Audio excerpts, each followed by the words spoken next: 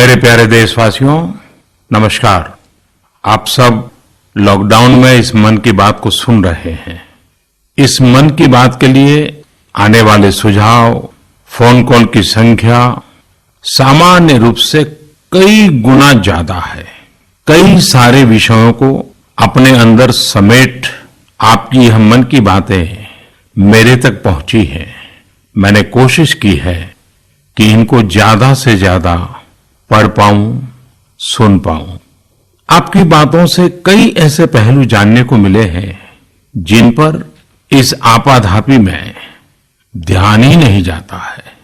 मेरा मन करता है कि युद्ध के बीच हो रही इस मन की बात में उन्हीं कुछ पहलुओं को आप सभी देशवासियों के साथ बांटूं।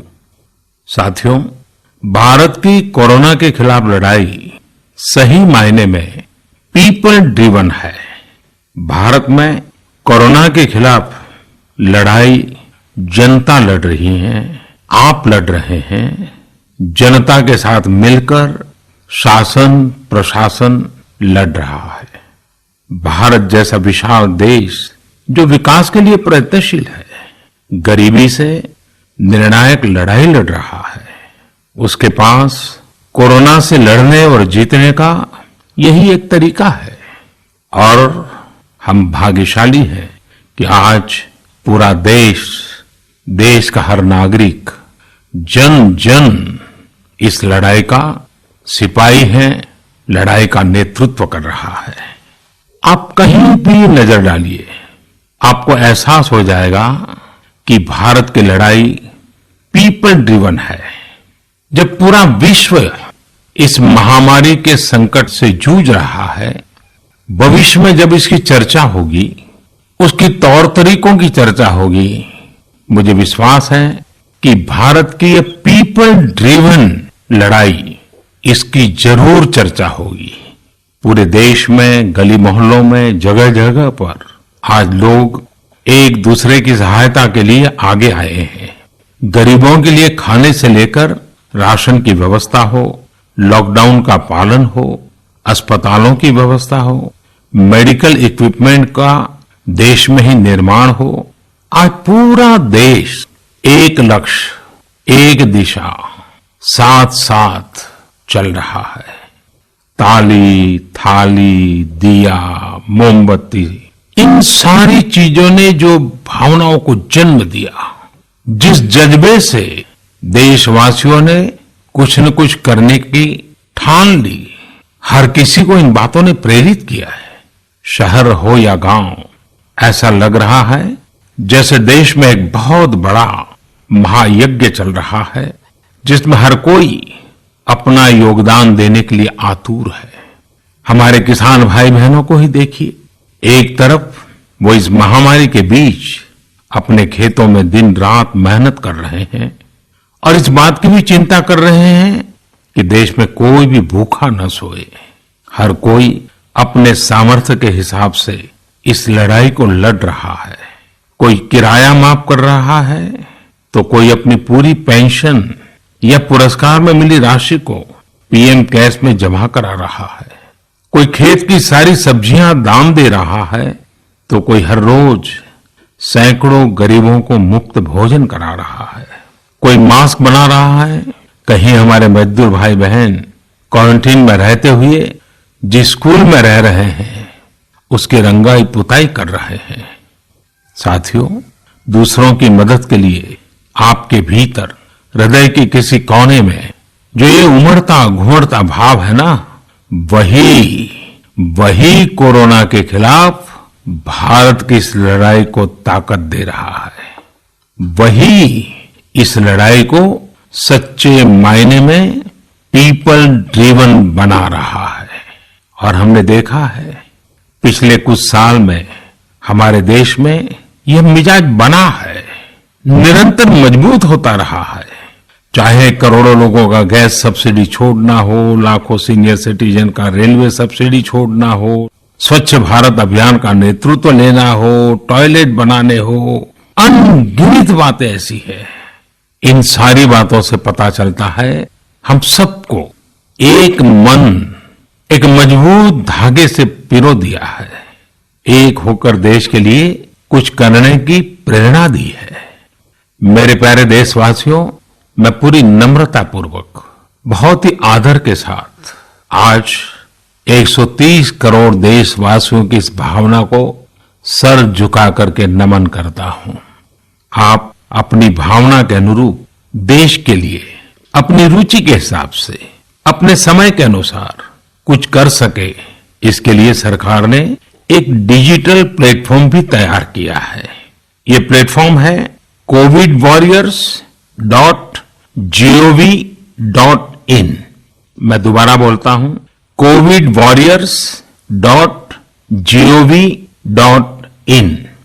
सरकार ने इस प्लेटफॉर्म के माध्यम से तमाम सामाजिक संस्थाओं के वॉलंटियर्स, सिविल सोसाइटी के प्रतिनिधि और स्थानीय प्रशासन को एक दूसरे से जोड़ दिया है। बहुत ही कम समय में इस पोर्टल से 1.25 करोड़ लोग जुड़ चुके हैं। इनमें डॉक्टर, नर्सिस से लेकर हमारी आशा, एएनएम बहनें, हमारे एनसीसी, एनएसएस के साथी, अलग अलग फील्ड के तमाम प्रोफेशनल्स, उन्होंने इस प्लेटफॉर्म को अपना प्लेटफॉर्म बना लिया है। ये लोग स्थानीय स्तर पर क्राइसिस मैनेजमेंट प्लान बनाने वालों में और उसकी पूर्ति में भी बहुत मदद कर रहे हैं। आप भी covidwarriors.gov.in से जुड़कर देश की सेवा कर सकते हैं, कोविड वॉरियर बन सकते हैं। साथियों, हर मुश्किल हालात, हर लड़ाई कुछ न कुछ सबक देती है, कुछ न कुछ सिखा करके जाती है, सीख देती है, कुछ संभावनाओं के मार्ग बनाती है और कुछ नई मंजिलों की दिशा भी देती है। इस परिस्थिति में आप सब देशवासियों ने जो संकल्प शक्ति दिखाई है, उससे भारत में एक नए बदलाव की शुरुआत भी हुई है। हमारे बिजनेस, हमारे दफ्तर, हमारे शिक्षण संस्थान, हमारा मेडिकल सेक्टर, हर कोई तेजी से नए तकनीकी बदलावों की तरफ भी बढ़ रहे हैं। टेक्नोलॉजी के फ्रंट पर तो वाकई ऐसा लग रहा है कि देश का हर इनोवेटर नई परिस्थितियों के मुताबिक कुछ न कुछ नया निर्माण कर रहा है। साथियों, देश जब एक टीम बनकर के काम करता है, तब क्या कुछ होता है, ये हम अनुभव कर रहे हैं। आज केंद्र सरकार हो, राज्य सरकार हो, इनका हर एक विभाग और संस्थान राहत के लिए मिलजुल करके पूरी स्पीड से काम कर रहे हैं।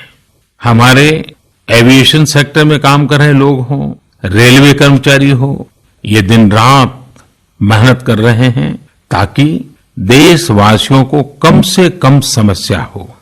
आप में से शायद बहुत लोगों को मालूम होगा कि देश के हर हिस्से में दवाइयों को पहुंचाने के लिए लाइफलाइन उड़ान नाम से एक विशेष अभियान चल रहा है। हमारे इन साथियों ने इतने कम समय में देश के भीतर ही 3 लाख किलोमीटर की हवाई उड़ान भरी है और 500 टन से अधिक मेडिकल सामग्री देश के कोने कोने में आप तक पहुंचाया है। इसी तरह रेलवे के साथ ही लॉकडाउन में भी लगातार मेहनत कर रहे हैं ताकि देश के आम लोगों को जरूरी वस्तुओं की कमी न हो। इस काम के लिए भारतीय रेलवे करीब करीब 60 से अधिक रेल मार्ग पर 100 से भी ज्यादा पार्सल ट्रेन चला रही है। इसी तरह दवाओं की आपूर्ति में हमारे डाक विभाग के लोग बहुत अहम भूमिका निभा रहे हैं। हमारे ये सभी साथी सच्चे अर्थ में कोरोना के वॉरियर ही हैं। साथियों, प्रधानमंत्री गरीब कल्याण पैकेज के तहत गरीबों के अकाउंट में पैसे सीधे ट्रांसफर किए जा रहे हैं। वृद्धावस्था पेंशन जारी की गई है। गरीबों को 3 महीने के मुफ्त गैस सिलेंडर, राशन जैसी सुविधाएं भी दी जा रही हैं। इन सब कामों में सरकार के अलग अलग विभागों के लोग, बैंकिंग सेक्टर के लोग एक टीम की तरह दिन रात काम कर रहे हैं। और मैं हमारे देश की राज्य सरकारों की भी इस बात के लिए प्रशंसा करूंगा कि वो इस महामारी से निपटने में बहुत सक्रिय भूमिका निभा रही है। स्थानीय प्रशासन, राज्य सरकारें जो जिम्मेदारी निभा रही हैं, उसकी कोरोना के खिलाफ लड़ाई में बहुत बड़ी भूमिका है। उनका ये परिश्रम बहुत प्रशंसनीय है। मेरे प्यारे देशवासियों, देश भर से स्वास्थ्य सेवाओं से जुड़े लोगों ने अभी हाल ही में जो अध्यादेश लाया गया है, उस पर अपना संतोष व्यक्त किया है। इस अध्यादेश में कोरोना वॉरियर्स के साथ हिंसा, उत्पीड़न और उन्हें किसी रूप में चोट पहुंचाने वालों के खिलाफ बेहद सख्त सजा का प्रावधान किया गया है। हमारे doctor, nurses, paramedical staff, community health workers और ऐसे सभी लोग जो देश को कोरोना मुक्त बनाने में दिन रात जुटे हुए हैं, उनकी रक्षा करने के लिए ये कदम बहुत जरूरी था। मेरे प्यारे देशवासियों, हम सब अनुभव कर रहे हैं कि महामारी के खिलाफ इस लड़ाई के दौरान हमें अपने जीवन को, समाज को, हमारे आसपास हो रही घटनाओं को एक फ्रेश नजरिए से देखने का अवसर भी मिला है। समाज के नजरिए में भी व्यापक बदलाव आया है। आज अपने जीवन से जुड़े हर व्यक्ति की अहमियत का हमें आभास हो रहा है। हमारे घर में काम करने वाले लोग हो, हमारी जरूरतों को पूरा करने के लिए काम करने वाले हमारे सामान्य कामगार हो, पड़ोस की दुकानों में काम करने वाले लोग हो, इन सब की कितनी बड़ी भूमिका है, हमें ये अनुभव हो रहा है। इसी तरह जरूरी सेवाओं की डिलीवरी करने वाले लोग, मंडियों में काम करने वाले हमारे मजदूर भाई बहन, हमारे आस पड़ोस के ऑटो चालक, रिक्शा चालक, आज हम अनुभव कर रहे हैं कि इन सब के बिना हमारा जीवन कितना मुश्किल हो सकता है। आजकल सोशल मीडिया में हम सब लोग लगातार देख रहे हैं कि लॉकडाउन के दौरान लोग अपने इन साथियों को न सिर्फ याद कर रहे हैं, उनकी जरूरतों का ध्यान रख रहे हैं, बल्कि उनके बारे में बहुत सम्मान से लिख भी रहे हैं। आज देश के हर कोने से ऐसी तस्वीरें आ रही हैं कि लोग सफाई कर्मियों पर पुष्प वर्षा कर रहे हैं। पहले उनके काम को संभवतः आप भी कभी नोटिस नहीं करते थे। डॉक्टर हो, सफाई कर्मी हो, अन्य सेवा करने वाले लोग हो, इतना ही नहीं, हमारी पुलिस व्यवस्था को लेकर भी आम लोगों के सोच में काफी बदलाव हुआ है। पहले पुलिस के विषय में सोचते ही नकारात्मकता के सिवाय हमें कुछ नजर नहीं आता था। हमारे पुलिसकर्मी आज गरीबों, जरूरतमंदों को खाना पहुंचा रहे हैं, दवा पहुंचा रहे हैं। जिस तरह से हर मदद के लिए पुलिस सामने आ रही है, इससे पुलिसिंग का मानवीय और संवेदनशील पक्ष हमारे सामने उभर करके आया है, हमारे मन को झकझोर दिया है, हमारे दिल को छू लिया है। एक ऐसा अवसर है जिसमें आम लोग पुलिस से भावात्मक तरीके से जुड़ रहे हैं। हमारे पुलिसकर्मियों ने इसे जनता की सेवा के एक अवसर के रूप में लिया है और मुझे पूरा विश्वास है इन घटनाओं से आने वाले समय में सच्चे अर्थ में बहुत ही सकारात्मक बदलाव आ सकता है और हम सब ने इस सकारात्मकता को कभी भी नकारात्मकता के रंग से रंगना नहीं है। साथियों, हम अक्सर सुनते हैं प्रकृति, विकृति और संस्कृति। इन शब्दों को एक साथ देखें और इसके पीछे के भाव को देखें तो आपको जीवन को समझने का भी एक नया द्वार खुलता हुआ दिखेगा। अगर मानव प्रकृति की चर्चा करें तो ये मेरा है, मैं इसका उपयोग करता हूं। इसको और इस भावना को बहुत स्वाभाविक माना जाता है, किसी को इसमें कोई ऐतराज नहीं होता, इसे हम प्रकृति कह सकते हैं। लेकिन जो मेरा नहीं है, जिस पर मेरा हक नहीं है, उसे मैं दूसरे से छीन लेता हूं, उसे छीनकर उपयोग में लाता हूं, तो हम इसे विकृति कह सकते हैं।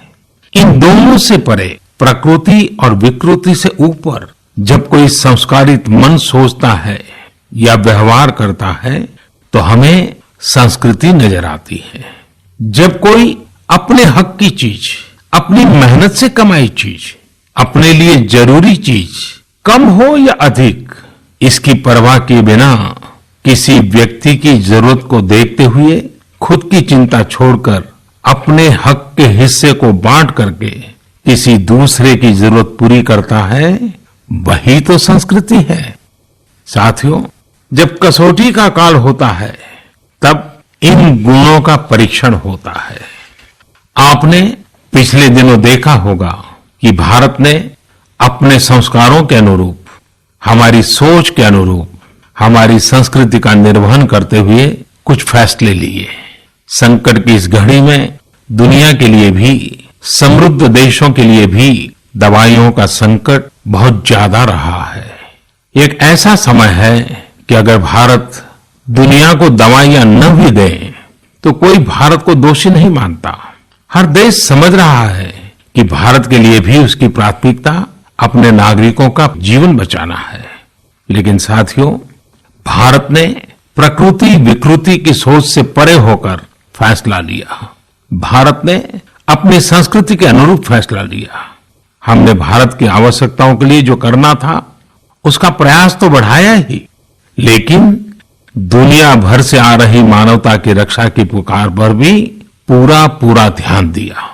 हमने विश्व के हर जरूरतमंद तक दवाइयों को पहुंचाने का बीड़ा उठाया और मानवता के इस काम को करके दिखाया।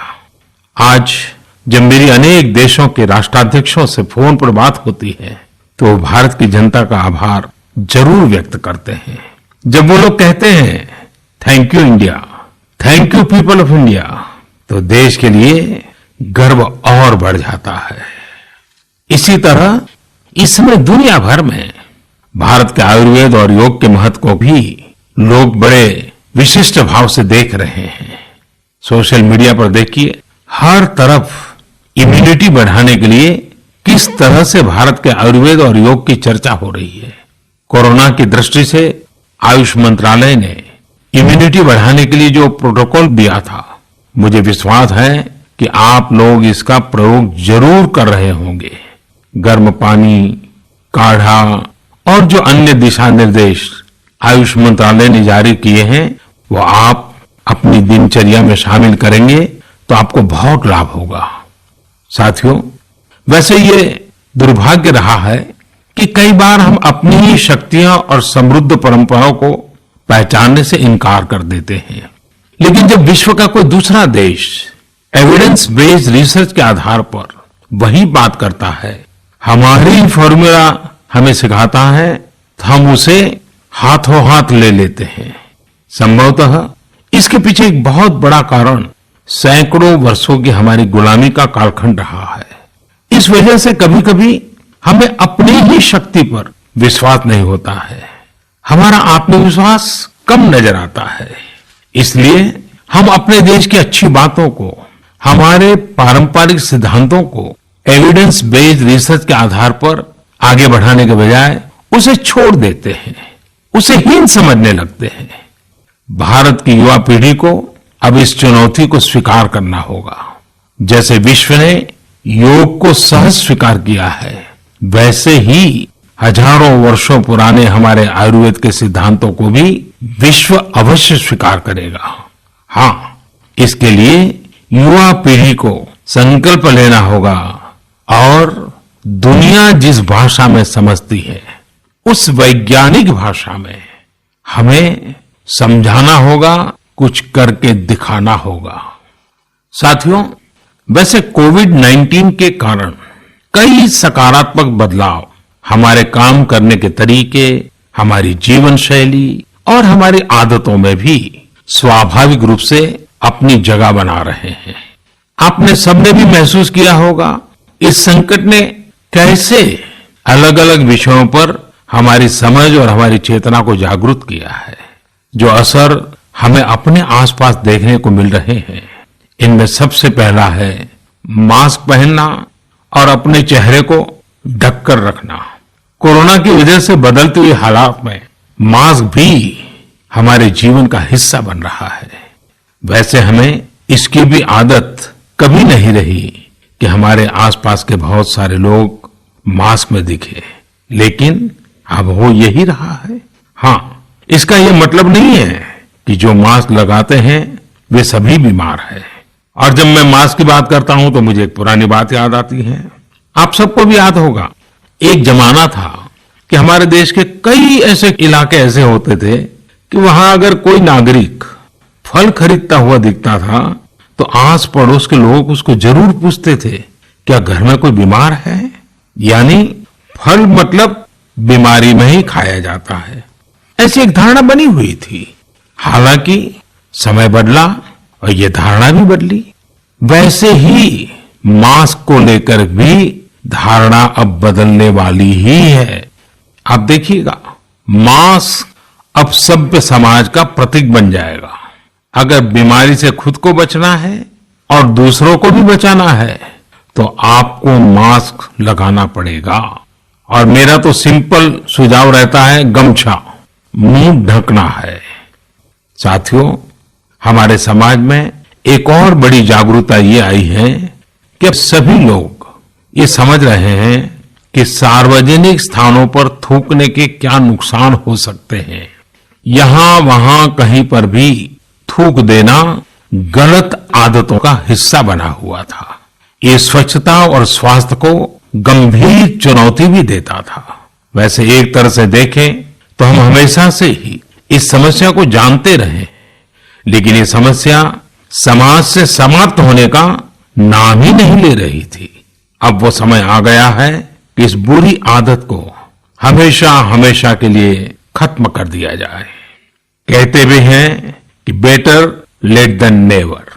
तो देर भले हो गई हो, लेकिन अब ये थूकने की आदत छोड़ देनी चाहिए।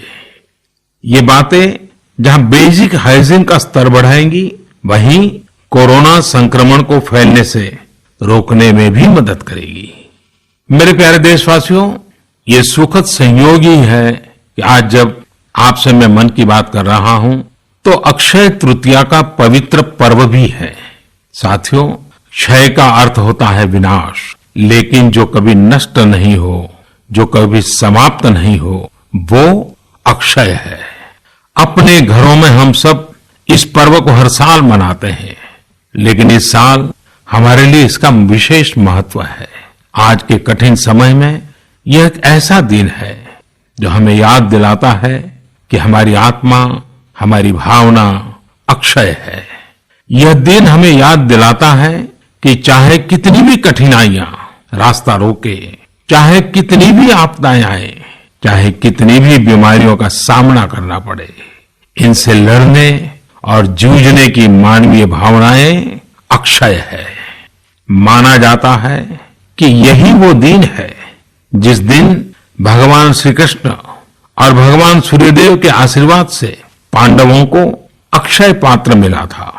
अक्षय पात्र यानी एक ऐसा बर्तन जिसमें भोजन कभी समाप्त नहीं होता है। हमारे अन्नदाता किसान हर परिस्थिति में देश के लिए, हम सब के लिए इसी भावना से परिश्रम करते हैं। इन्हीं के परिश्रम से आज हम सब के लिए, गरीबों के लिए देश के पास अक्षय अन्न भंडार है। इस अक्षय तृतीया पर हमें अपने पर्यावरण, जंगल, नदियां और पूरे इकोसिस्टम के संरक्षण के बारे में भी सोचना चाहिए, जो हमारे जीवन में महत्वपूर्ण भूमिका निभाते हैं।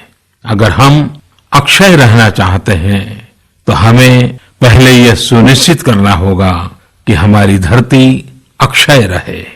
क्या आप जानते हैं कि अक्षय तृतीया का यह पर्व दान की शक्ति यानी पावर ऑफ गिविंग का भी एक अवसर होता है। हम हृदय की भावना से जो कुछ भी देते हैं, वास्तव में महत्व उसी का होता है। यह बात महत्वपूर्ण नहीं है कि हम क्या देते हैं और कितना देते हैं। संकट के इस दौर में हमारा छोटा सा प्रयास हमारे आसपास के बहुत से लोगों के लिए बहुत बड़ा संबल बन सकता है। साथियों, जैन परंपरा में भी यह बहुत पवित्र दिन है, क्योंकि पहले तीर्थंकर भगवान ऋषभदेव के जीवन का यह एक महत्वपूर्ण दिन रहा है। ऐसे में जैन समाज इसे एक पर्व के रूप में मनाता है और इसलिए ये समझना आसान है कि क्यों इस दिन को लोग किसी भी शुभ कार्य को प्रारंभ करना पसंद करते हैं। चूंकि आज कुछ नया शुरू करने का दिन है, तो ऐसे में क्या हम सब मिलकर अपने प्रयासों से अपनी धरती को अक्षय और अविनाशी बनाने का संकल्प ले सकते हैं? साथियों, आज भगवान बसवेश्वर जी की भी जयंती है। ये मेरा सौभाग्य रहा है कि मुझे भगवान बसवेश्वर की स्मृतियां और उनके संदेश से बार बार जुड़ने का, सीखने का अवसर मिला है। देश और दुनिया में भगवान बसवेश्वर के सभी अनुयायियों को उनकी जयंती पर बहुत बहुत शुभकामनाएं। साथियों, रमजान का भी पवित्र महीना शुरू हो चुका है। जब पिछली बार रमजान मनाया गया था, तो किसी ने सोचा भी नहीं था कि इस बार रमजान में इतनी बड़ी मुसीबतों का भी सामना करना पड़ेगा। लेकिन अब जब पूरे विश्व में ये मुसीबत आ ही गई है, तो हमारे सामने अवसर है इस रमजान को संयम, सद्भावना, संवेदनशीलता और सेवा भाव का प्रतीक बनाएं। इस बार हम पहले से ज्यादा इबादत करें, ताकि ईद आने से पहले दुनिया कोरोना से मुक्त हो जाए और हम पहले की तरह उमंग और उत्साह के साथ ईद मनाएं। मुझे विश्वास है कि रमजान के इन दिनों में स्थानीय प्रशासन के दिशा निर्देशों का पालन करते हुए कोरोना के खिलाफ चल रही इस लड़ाई को हम और मजबूत करेंगे। सड़कों पर, बाजारों में, मोहल्लों में फिजिकल डिस्टेंसिंग के नियमों का पालन अभी बहुत आवश्यक है। मैं आज उन सभी कम्युनिटी लीडर्स के प्रति भी आभार प्रकट करता हूं जो 2 गज दूरी और घर से बाहर नहीं निकलने को लेकर लोगों को जागरूक कर रहे हैं। वाकई कोरोना ने इस बार भारत समेत दुनिया भर में त्योहारों को मनाने का स्वरूप ही बदल दिया है, रंग रूप बदल दिए हैं।